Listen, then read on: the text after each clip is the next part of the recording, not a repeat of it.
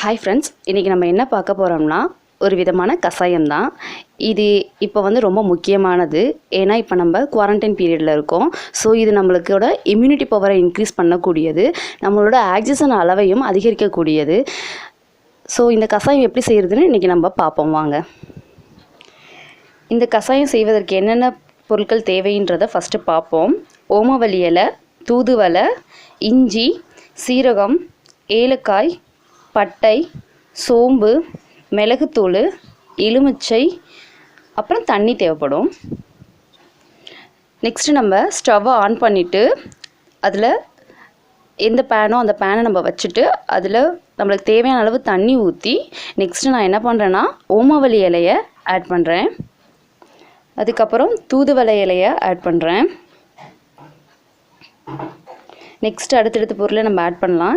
இஞ்சி ஆட் பண்ணேன், சீரகம், ஏலக்காய், பட்டை, சோம்பு, மிளகு தூள் பண்ணி அதில் ஆட் பண்ணுறேன் நான்.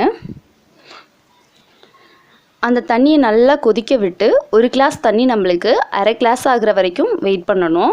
அதுக்கப்புறம் கொஞ்சம் நேரம் கழித்து இதமான சூடு நம்மளுக்கு எவ்வளோ பக்குவத்தில் குடிக்க முடியுமோ அதுக்கான பக்குவம் வந்தோடனே அதை எடுத்து வடிகட்டிட்டு அதில் கொஞ்சம் எலுமிச்சம்பழ சாறையும் பிழிஞ்சு நம்ம குடிக்கலாம். எலுமிச்சம்பழத்தில் விட்டமின் சி இருக்குது மற்றும் இஞ்சியில் வந்து நிறையா மினரல்ஸ் இருக்கனால இதெல்லாம் வந்து நம்ம இம்யூனிட்டி பவரை இன்க்ரீஸ் பண்ண உதவும். இந்த டைமில் இது ரொம்ப யூஸ்ஃபுல்லானது. நீங்கள் ஒரு டைம் ட்ரை பண்ணி பாருங்கள். தேங்க்ஸ் ஃபார் வாட்சிங்.